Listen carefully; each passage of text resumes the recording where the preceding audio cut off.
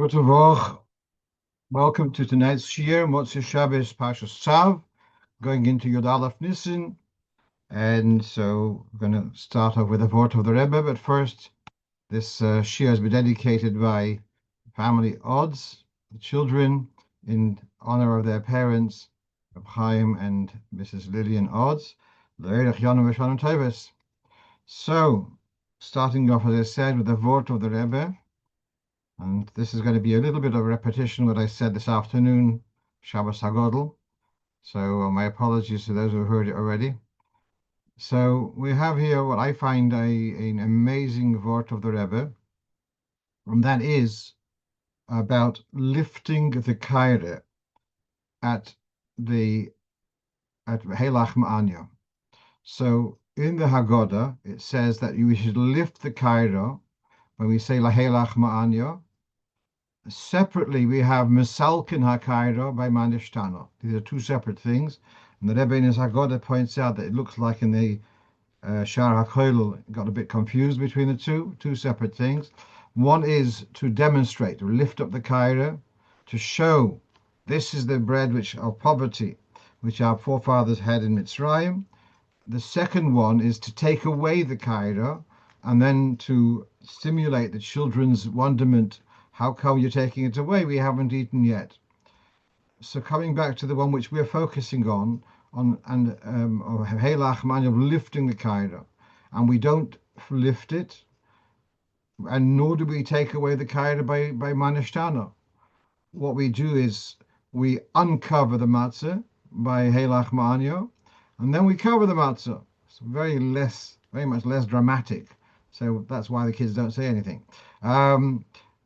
They hardly see it the first time, but okay. So now, what's this business of Helach Ma'anya, of lifting the kaira, and yet we don't? So here you have from the Siddur HaArizal, and we say Helach Ma'anya rather than Holach Ma'anya. Not this is the bread of poverty, but here you have.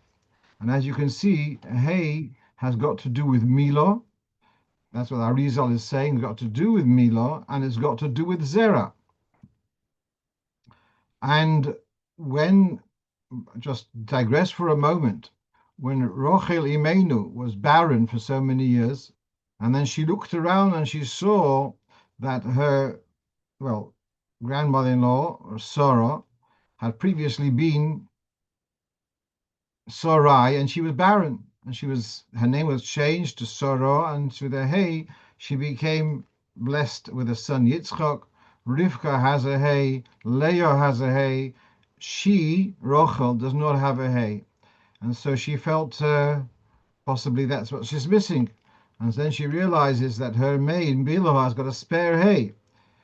So she says, Hey, she says to her husband, Boy Noel Shivchasi, if you marry my maid, then there'll be a spare hay for me also. So there is this is written Rishonim, this which I just said. But coming back to the Arizal, then Yosef, when he was confronted by the Egyptians who were starving and they didn't have any more assets to pay for their food, so then he says they should have a bris, and they weren't very excited, and they came to Paro complaining, and he says, you have to listen to he's the manager, you have to follow the rules.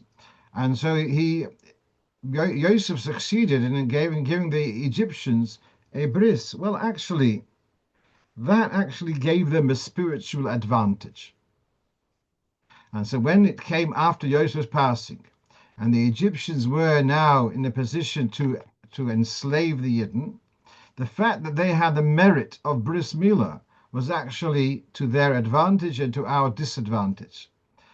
And that, he says, Helochem Zera, that caused he says, Mazlo. Mazlo is the same as Bakoil, the same as Lachmo, and that's got to do with the poverty in Mitzrayim, Helach Ma'anya, is actually thanks to Yosef giving them the privilege of bris. So at this point, at the Seder, we lift the kaira as if to isolate that we don't want to have the Mitzrayim having the merit of bris milah, and so that's the misal that we lift the kaira. That's the deeper idea in the lifting the kaira. So now let's look at the Rebbe's comment. In the Psida Arizal of Reb Shabsi of Rashkov, that's what you just saw. He says, explains the reason for lifting the kaira to atone for the sin of Yosef, who imprinted the Ois B'ris Kodesh, which is the letter Hey, and brought it down onto the Egyptians. And now we're trying to lift it and to elevate this. So now we have this idea of lifting the kaira is to reverse the benefit which Yosef gave to the Mitzrayim. And despite this, that the Arizal says so, and that the Alter Rebbe also writes in the Siddur to lift the kaira, we don't have this meaning of lifting the kaira, but merely to expose the matzahs. And here's what the Rebbe says the following. Because of the mission of Hafotzas Abayonas Chutzah, of reaching the well springs of Torah and Primus of Torah, to bring them out, it's inappropriate to lift the kaira up, and the table and the floor where the table is standing should remain as they were. That's not appropriate. In earlier generations, that was appropriate to isolate the kaira. But when Chosav Hashem Ezreah Kodshe, Kiv Yochel Hashem bears his holy arm, meaning brought the light of the Baal Shem Tov, which is the beginning of the mission of Hafotzas Mayonis Chutzah, especially from the time of the Alter Rebbe. So we have to reach out to the Chutzah as it is Chutzah. So then we don't isolate the kaira, we don't lift it up. No, we expose the matzahs to bring light to the table and to bring light to the floor where the table is. So here is I find a dramatic change, a very significant change in the practice. Instead of the Hagodo Magbiin, and no, not Magbiin, because we have a mission to reach out, not to isolate, and therefore the practice was modified. Fine. We're going to go on to various random questions. That's where we get the name Panorama. It's a nice word for random. Okay. So someone asked me in the past week, when you have the Baal Korei is being honored, but to have an Aliya the Torah, so it's standing right next to the Sefer Torah. Does the Gabbai say Yaamod? So some pedantic fellow says, what you saying, Yaamod? You're standing here already. So what are you meant to do? Just say, oh, Yankel ben Yosef. Yeah, what? Mishaberach? Okay. Doesn't make sense, yeah? At any rate, so do you not call them up by name altogether? So this is, you're having the tour in Shimon Sin Kuflam tests. There are those who don't even call up with a name. But just, you come over, and I was once in a Yekesh shul, and they gave everyone a little a metal slip, a disc, which said on it Shlishi, Revi, whatever, and it was all very Masuda. But I think they still called us by the names, but just help them keep people in track. But anyway, so there are those who don't call up with names. Says the Ramah, this is the Darkei Moshe in his commentary on the tour. Min Hogedi Dan, that no one goes up to have to the Torah without being called by the Shliach Tzibur. And the Shliach Tzibur, he's what we would call the Baal Korei, he doesn't call up unless he is told by the Sgan. I'm not sure how that worked. Perhaps they brought the privilege, I don't know. So you've got the Gabbai and you've got the Baal Korei. The Baal Korei is the Shliach Tzibur.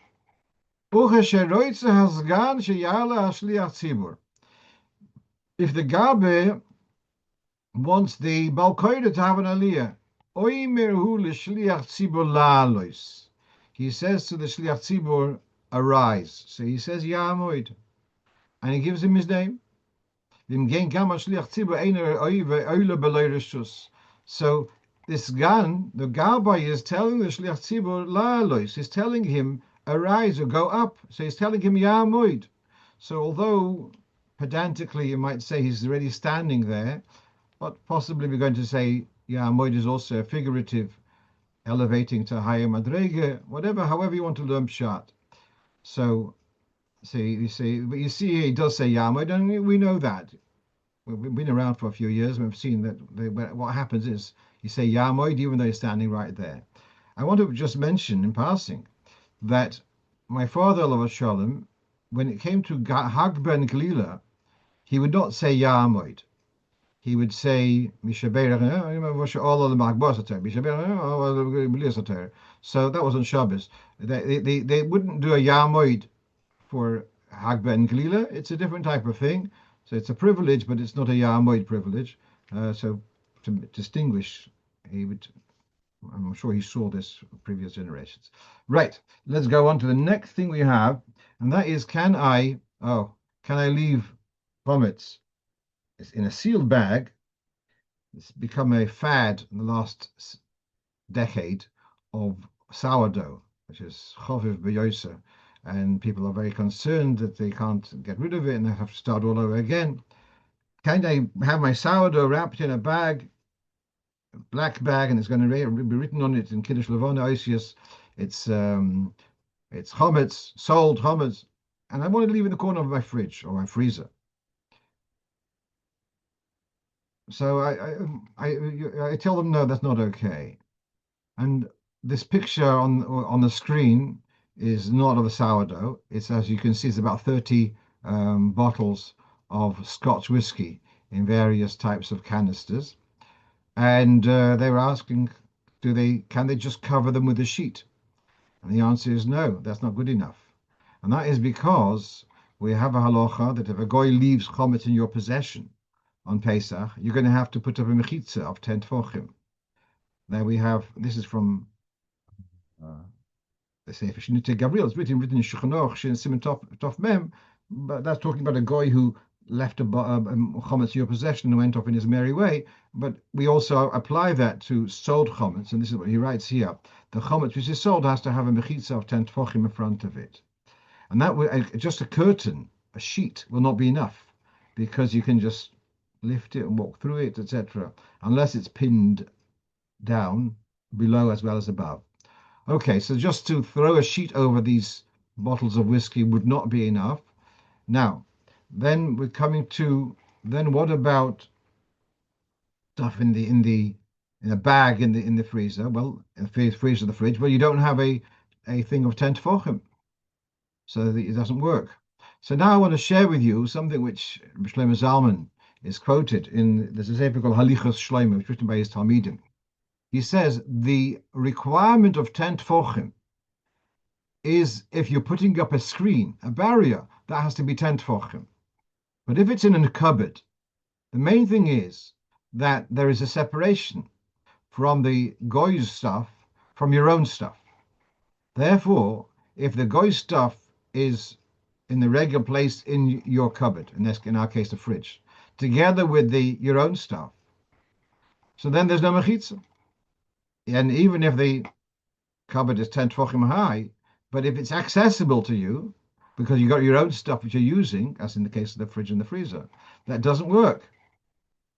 Then he says, whatever you're going to sell to the goy, you have to put it in a place which is just for the sold stuff.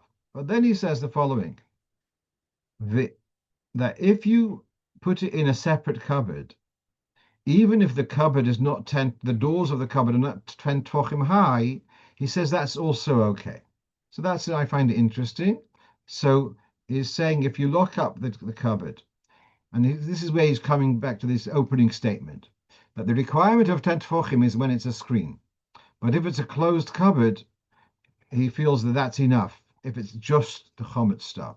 So a chometz freezer, even if the door isn't 10 tefachim, which is a compartment, sealed, okay, that's okay. But to have the same cupboard, the same area, which is both sold chometz and your own stuff, that he also agrees is not okay.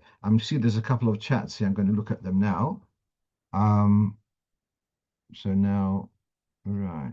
So one is about, what about Kohen bimkoim Levi? I think they also use the word, I'm not sure actually. I think they don't use the word Yaamod. Some places they just say Bimkoim Levi and they don't say Yaamod, I guess because he's standing there already and they've already Yaamoded him already. So yeah. Fine. Right. Sealed drawer in a freezer. And again, I think that's not good enough. Yeah. Okay. Let's move on. We have here, I've got this following question from overseas. A Chazan who is a Kohen, and it's coming Yomtov. And there's enough Chazonim in that shul, and there's enough Kohanim in that shul. Is it okay for him to be Chazan for Musaf, which would mean, as a Kohen, to be moving around from his place to face, about face to face the Kehillah for Birchas Kohanim, or should he not be Chazan? That's the question.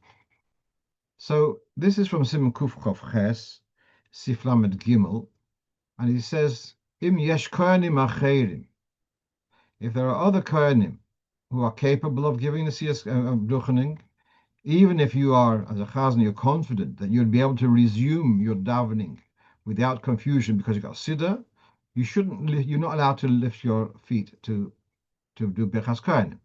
So this is the first opinion, that if there's he is the chazan and the only kohen, then he is allowed to turn around and someone else will do the prompting. But if there are other kohanim, so then he would not be allowed to join in the birchas kohen. Then there's a second opinion which says that a chazan who is a kohen is allowed to leave his place and face the kehillah to duchen, even if there are other kohanim.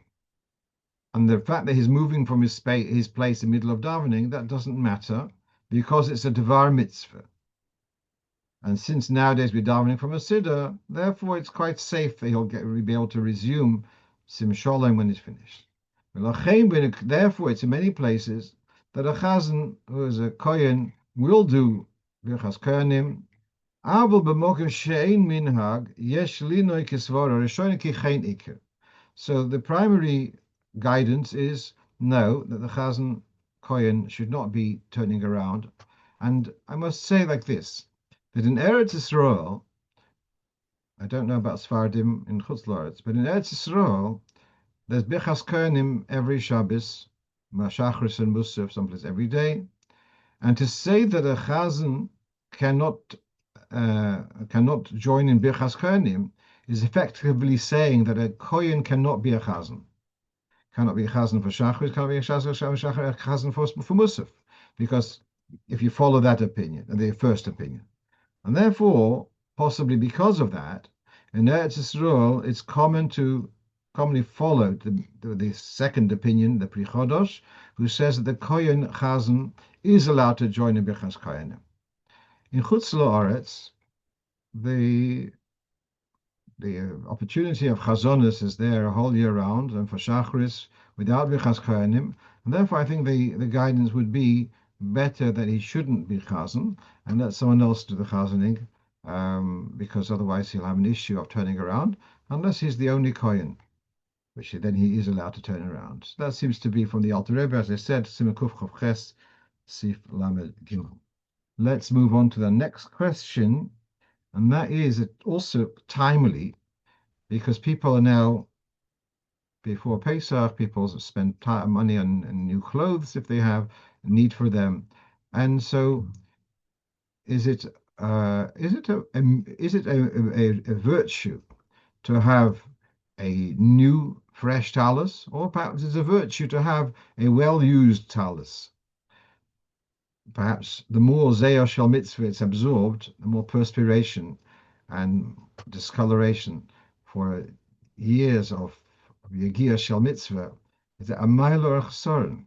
So we have in Siman Chof Dalet, that's in Erechaim, the end of Hilchos Tzitzis, we have the famous Loshen, the Gemara, Ze Keli Vanvehu, Yisnoel Lefon of B'mitzvahs, Tallis Noah V'tzitzis Noah, to have a nice tallis, a good-looking tallis, good-looking tzitzis, and so for that matter, other mitzvahs too.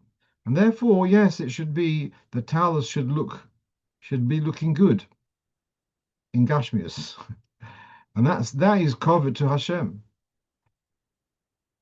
And certainly it should be clean and shouldn't be torn. And for that matter, the Tallis cotton, which is not so visible, also. Well, that's interesting. Um, But it's if it's a garment which is there for a mitzvah, so it should be kept clean. Now, in the notes, he brings. I somehow lost this. Oh, lost something. Oh, yeah.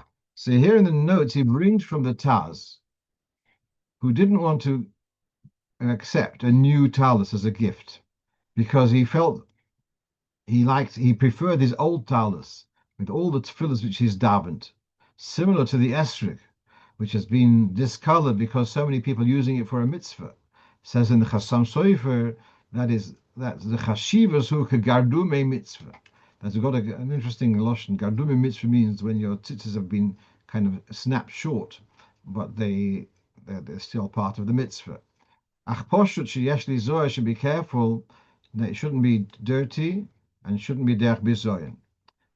I'm addressing this because seems to be a certain mentality that it's okay that the tallis looks shabby and it's torn because it's only a shul and it's and so then he also this Piskei Teshuvos refers us to the Pele Yoyetz, which is an early sefer, and he says about the tzitzis to fulfill the inyan of Zekele van Veyo, and he says if the tallis which you're wearing over your garments is torn and worn out, and your own clothes are begodim noy, so you're wearing a finely tailored suit, and your tie is immaculate, and your tallis looks a mess, well, that is a busha ba'olam hazeh and ba'olam haba. So to say that for davening and for tallis, it's okay to have something shabby, but for what you're wearing in public, your suit or your coat, you are careful about the way you look. That seems to be distortion of values. So yeah, so we should be trying to have our tallis looking presentable. Yeah, I mean, just think if you mechutin will be impressed with your tallis, and so then if you won't be impressed, so then think about Hashem too. I must share with you, whilst I'm on this, I heard the following. I had once as at a conference, there's a grandson of the late Rav Mordechai Eliyahu, and he said that he was chief rabbi and had this as Rishon LeZion, he had this fancy jelabah, whatever it's called, and often he had, as is in Israel, the politicians would come and visit, and they often asked him, Harav, could you put on all the garments? And he was just in a sweater or something, relaxing at home. And they asked him, could he put it for Photoshop? It looks better that he should be wearing all of these fancy stuff. And he says, no. He says, if he would put on his fancy clothes for every politician who comes, then every time he does Shabbos Mincha Ma'ariv, he has to put them on. He can't give the politicians more cover than he gives the Eibishter Shabbos Mincha Ma'ariv. So he refused. He refused the opportunity for them to be photographed with him with his fancy clothes. Right, it's their hair. Okay, so now whilst we're on this, I came across an interesting thing. Oh, do you make since we're talking about possibly buying a new tallis, do you say shechianu? So here you have this is in Shulchan Menachem, in the Hilchos Shechianu, this end of page Shim Memtes, in volume Aleph, about saying a shechianu on a new tallis. Lo yoroisi noyhagin kain. I haven't seen people make a shechianu on a new tallis. L'chol hayoser yetza yochel etzaref la'achilas pri chodosh, avaloi beloi zeh. So this is quoting the Rebbe, but you see it's not from Igros Kodesh, it's from his Kashrus.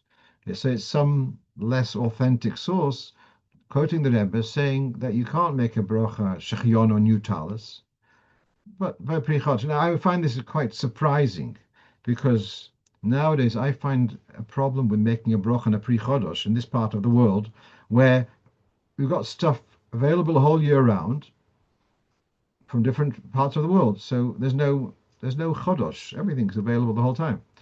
Costs a bit more, a bit less. Kol upon him. So I'm not so happy about making a bracha on Pri Chodesh. And here he's saying that there's a problem making a tallis. So I'm curious, what's the reason not to make a shechion on a tallis? So now, what you have now on the left of the screen is from Rabbi Chadukov's memoirs, when he got married in Riga, and he went to Yechidus, or he had conversations with the Frierdiker Rebbe. And there was a conversation there when to say shechionu and malbish rumim on a new garment, before putting it on or afterwards.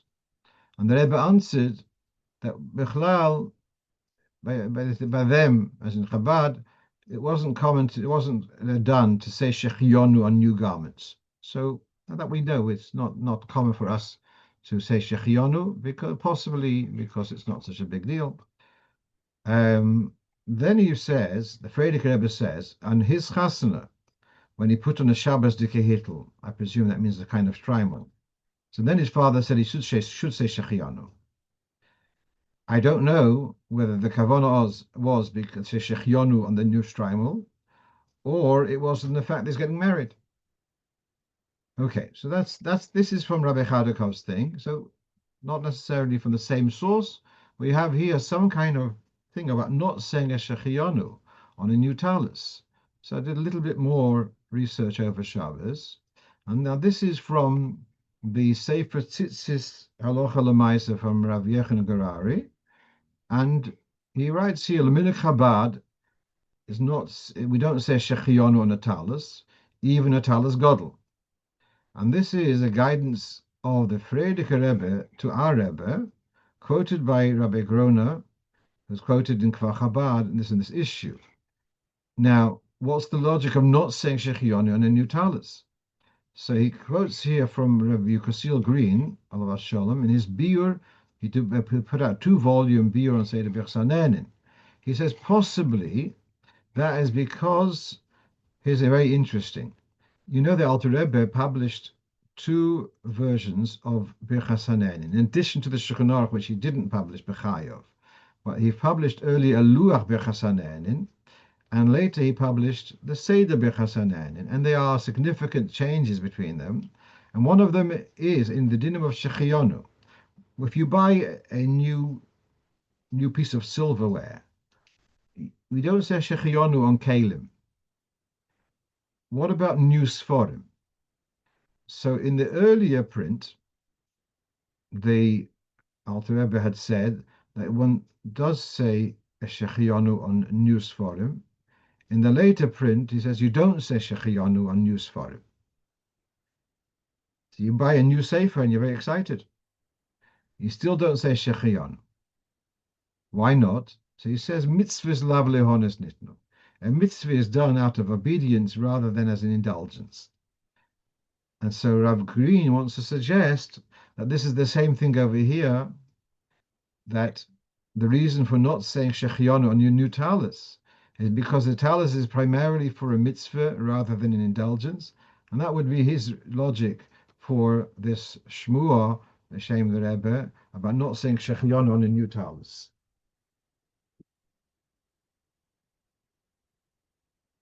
As I say, over Shabbos, I was looking around a little bit more about this. So I've got 2 other sources which comment on this. I have a sefer called Hachones L'Chasana, written by Reb David Kratz, and he brings this story about the shechionu. He quotes the Rabbi Grona, etc. He writes that something about Shviyah Shal Pesach, the Rebbe said something lav davke. He has a little bit of discussion. He's not so sure how to relying on this shmur. And then I have another sefer called Minhogim v'Hanhogos LaChasidei Chabad, published by Rebbe Nachum Vahaba, and he also addresses this Shechianu story. Looking where it is. Sorry. No. All right. At any rate, it's not a clear story, and I guess needs some bit more work on that. I just by mentioning that there is such a hero, I also wanted to mention it's not so clear that that is the final word. Okay, let's go on. So now, practical shaila: are you allowed to use a filter for water on Pesach, or is that considered straining, which we don't use as a sieve on Shabbos or Yomtov? So here we have a ruling which is based upon the Gemara, that a drink which most people are able to drink it without straining it, and you're also accustomed to drink it without straining, so you are allowed to strain it because it's just a mild enhancement.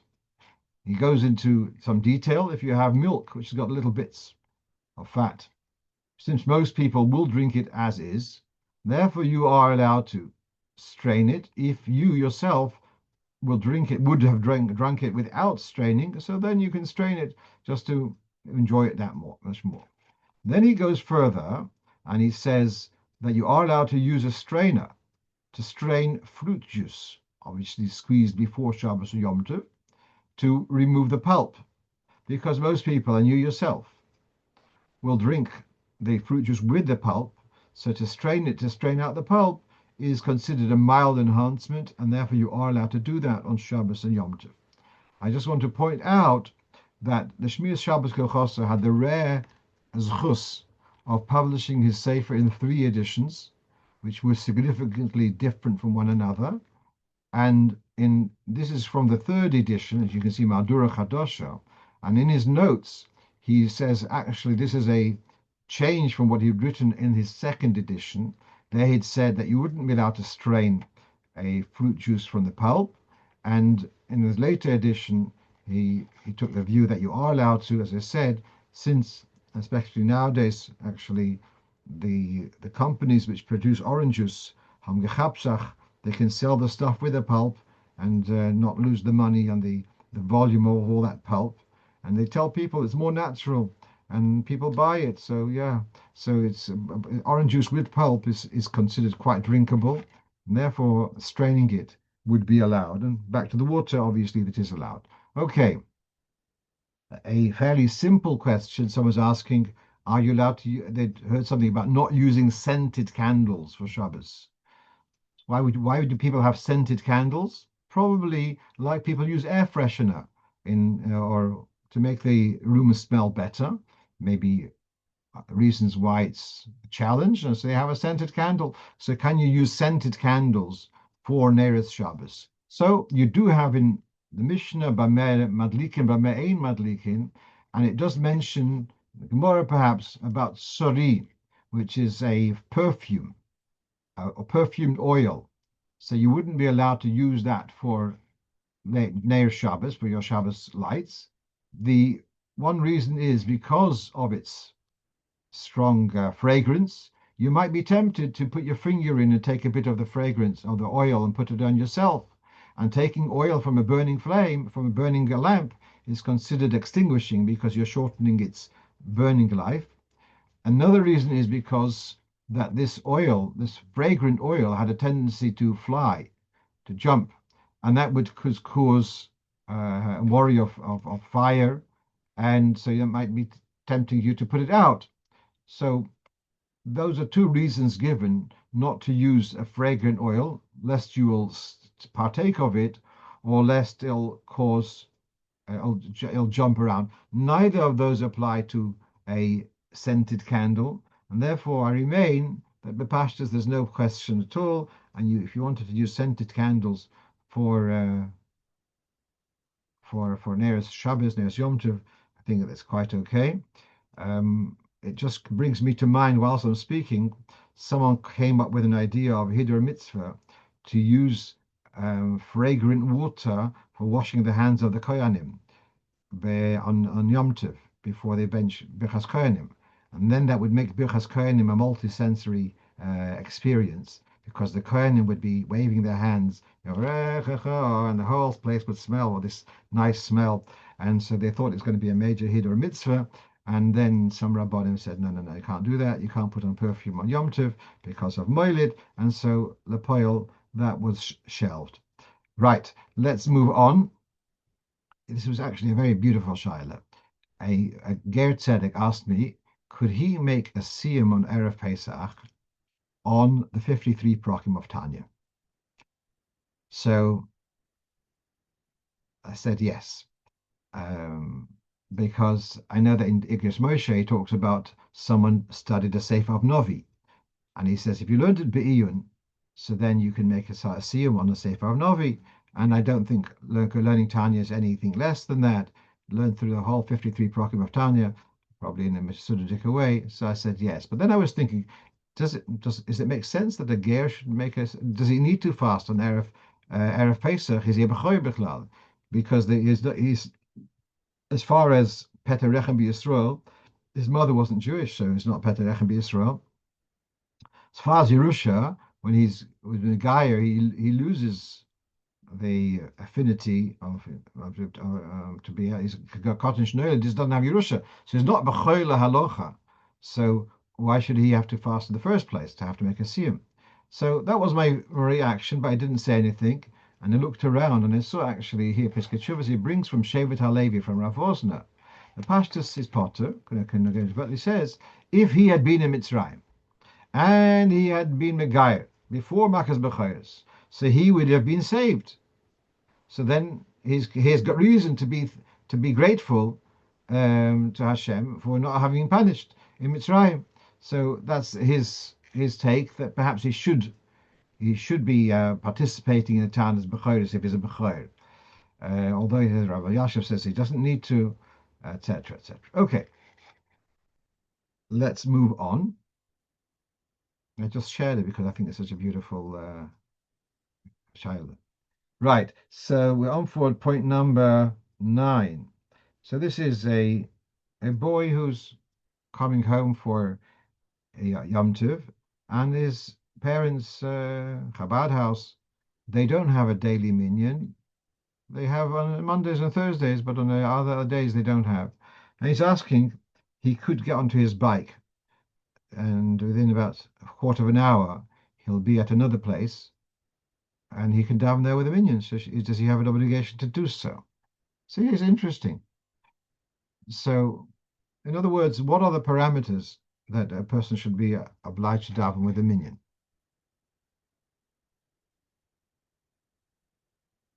So here we have in Shulchan Aruch, this is Simon Tzaddik. A person is traveling and has come to a place where he could spend the night.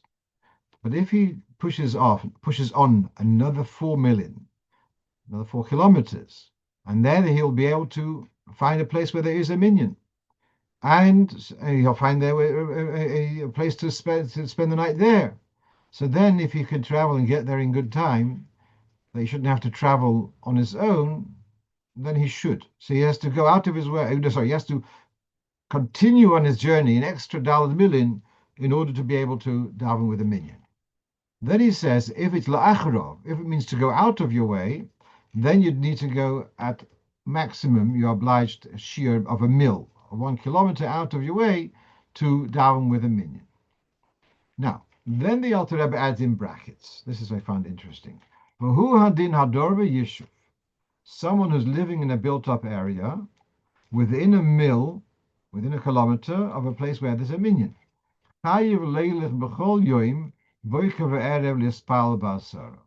if you live in a built-up area, so whereas till now we're talking about journeying, you already got your coat on, yeah? You got another meal. No, even if you're living at home, and still you have a duty to get out of your home to go to a minyan if it's within 1 kilometer, or in time that's within 18 or 24 minutes, one would be obliged to go. Very interesting. So now, what I find more interesting than go on, it's brought in the Mishnah Berurah. He says like this: Hador al-Kain, Hador b'Yishuv. First of all, he writes, "Vayoshev bebeisei, dinoi kamil acharo." If you're home, so like you have to go out of your way whilst you're traveling, also if you're staying home, also you have to go a shiur meal. And he quotes that from Chayodim, which I looked for it in Chayodim, I couldn't find. Okay. Then he goes on, Hador b'yishuv, within a mill from where there's a minyan, one has to go out every day, baboiker, to daven with a minyan.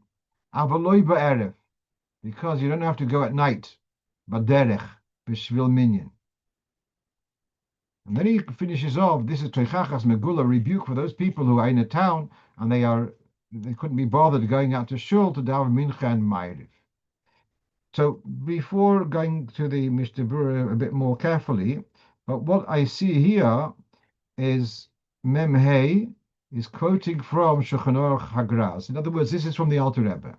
This chiddush, that even if you are at home, you need to get out of your house to go to a minyan if it's within a shiur mill. He brings it from the Alter Rebbe.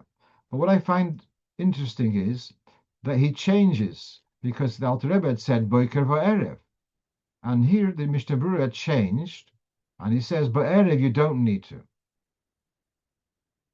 And he's quoting the Alter Rebbe. The Alter Rebbe said Boiker va'erev, and he's changed. No, you don't need to. But then he goes on. He says Techachas megula for people who don't go to shul mincha ma'ariv.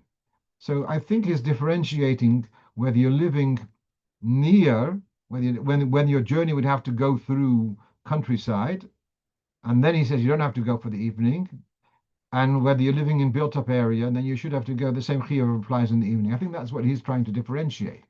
So he quotes the Alter Rebbe Hador b'yishuv, and yet he's kind of modifying it.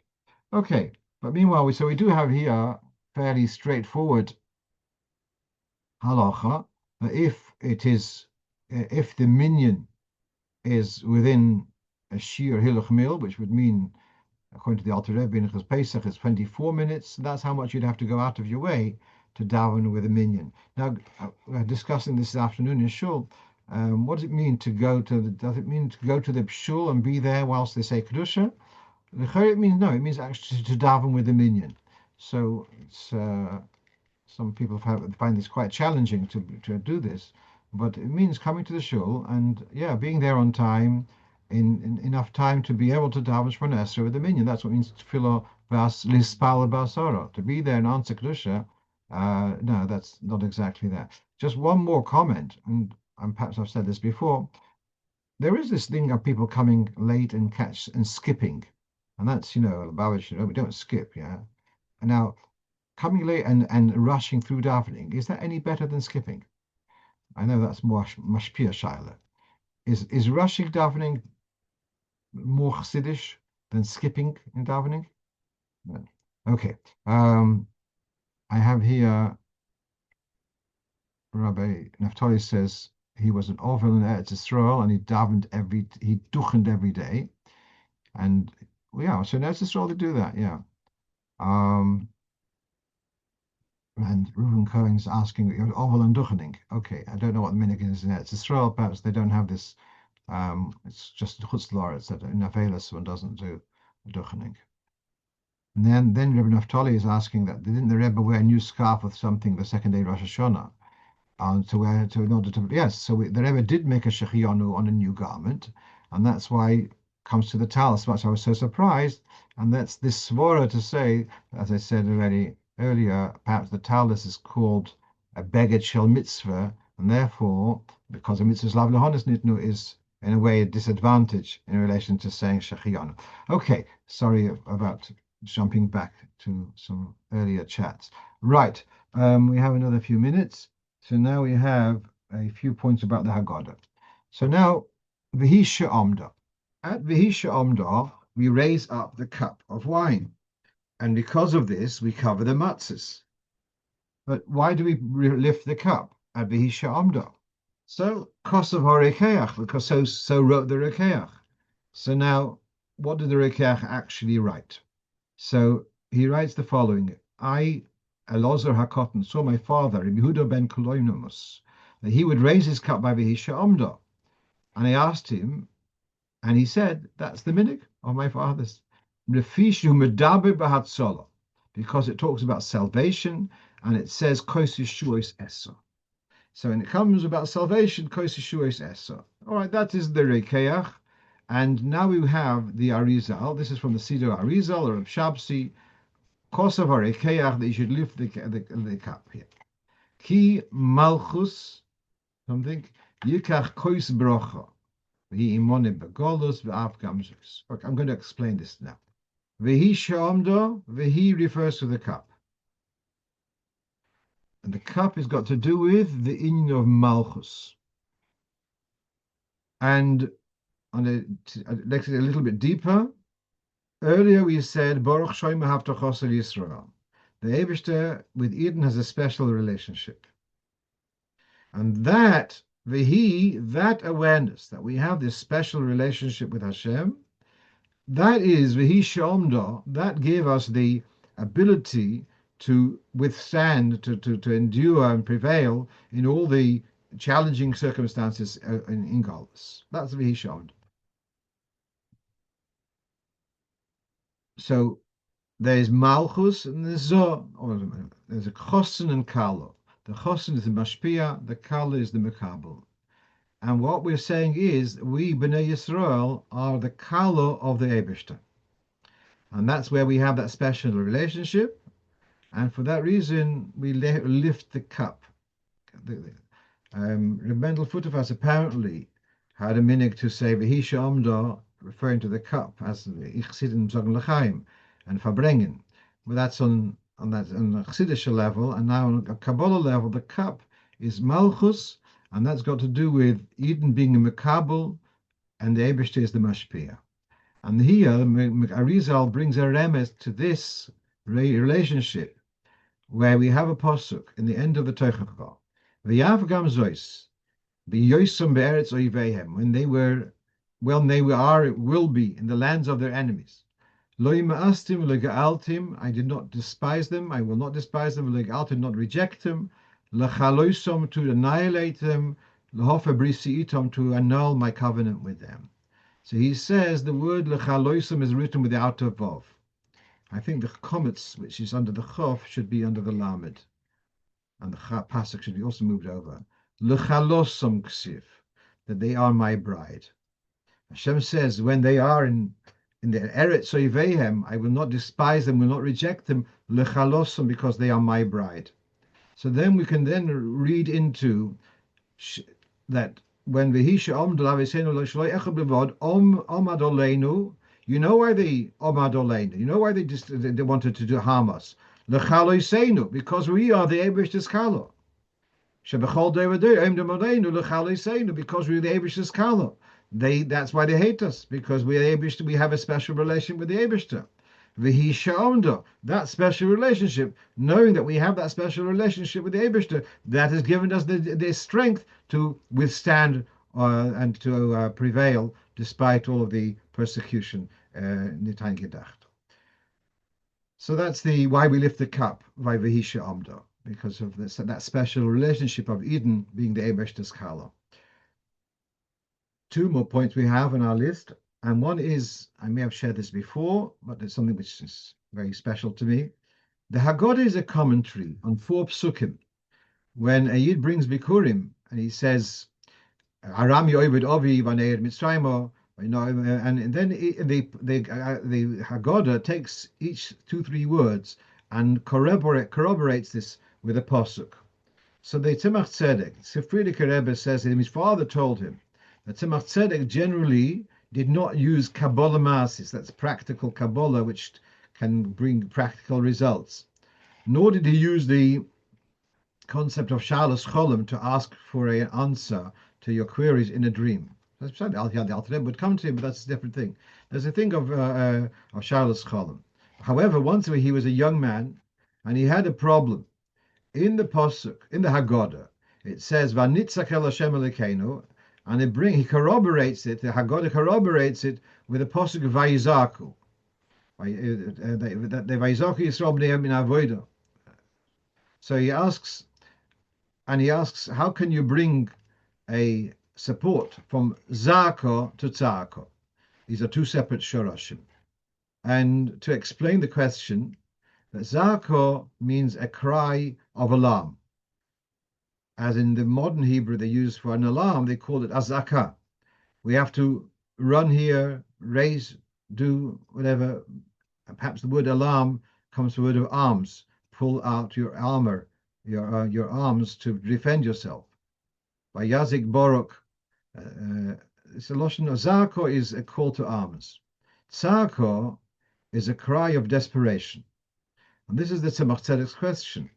When the Pasuk says, Vanitzak, we cried out to Hashem in desperation, how do you bring a proof from the word Vayizoku?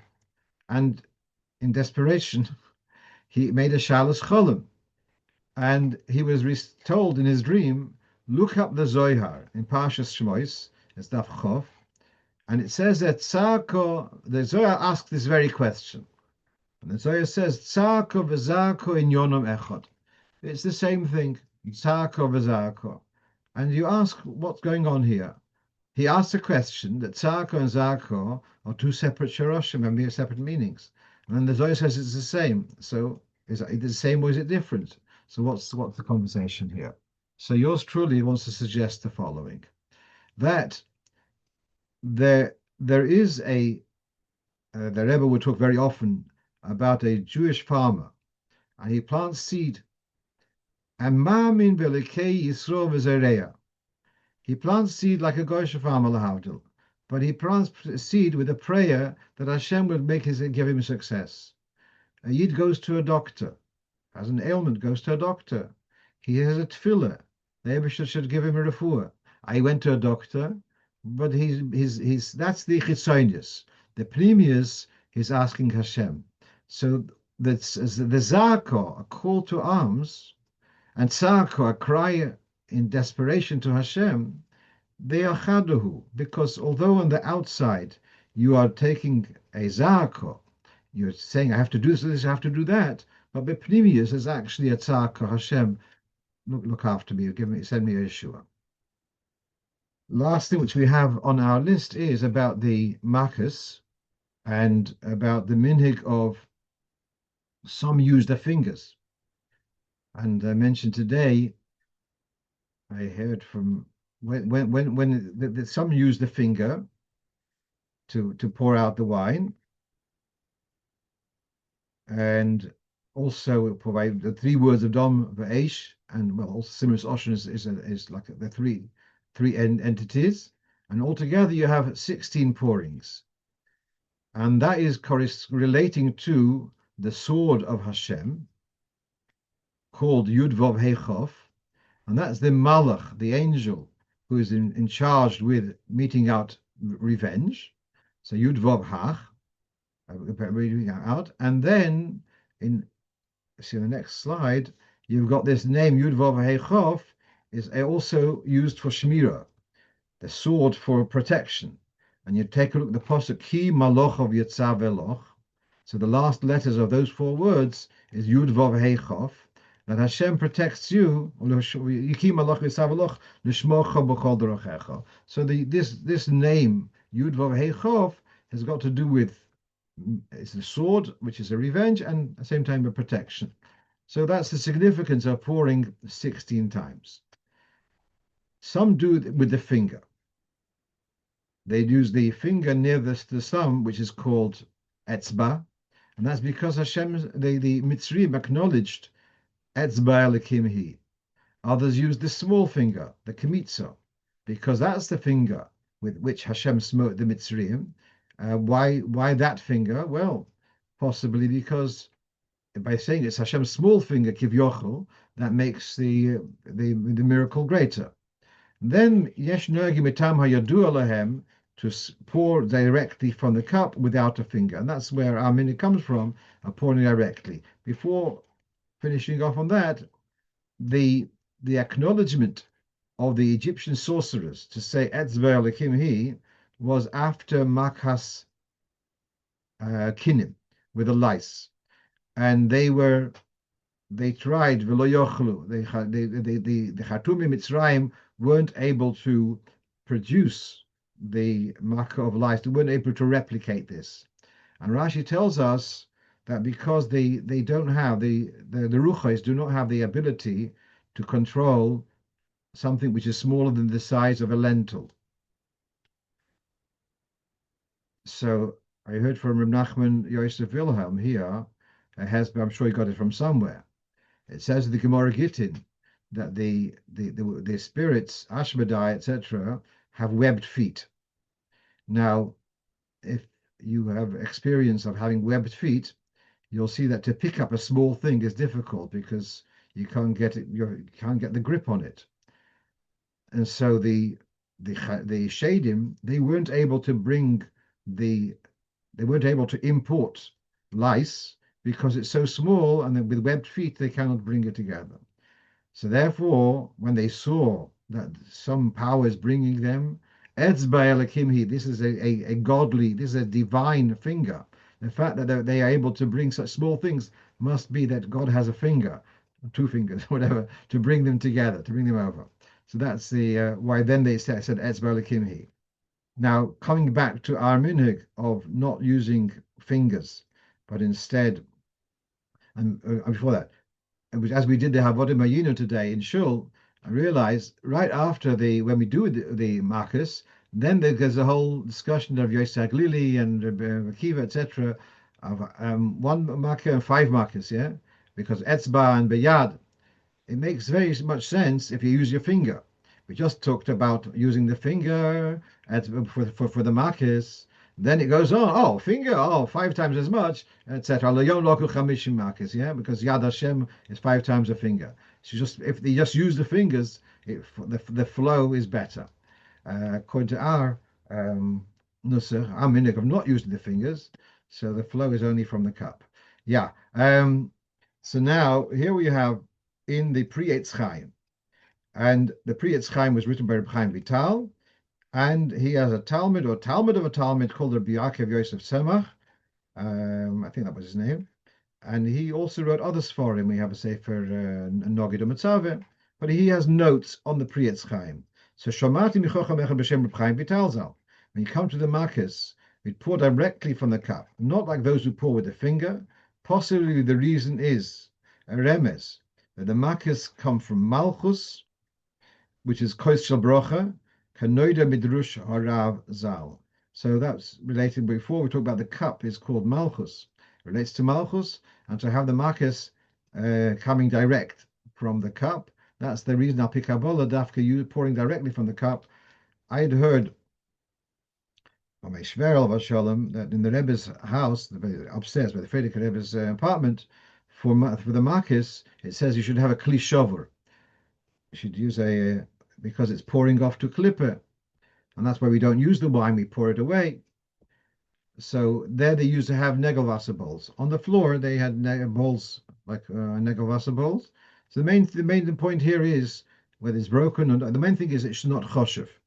It doesn't matter whether it's a cracked dish or a Negelwasser bowl, just to show we're pouring off to Klipper some kind of energy, and they should have theirs. And let us continue and refill the Seder with the Kosh Brocha. And this Brocha should be a Brocha to bring the Geula, Amitas V'Ashlemo, V'noichal Shom, Min Hazvochim, Min Apsochim. We should celebrate this Pesach in the Beis HaMikdash with Malkeinu Barishenu. A gute Woche. Gute Woche. Gute Woche.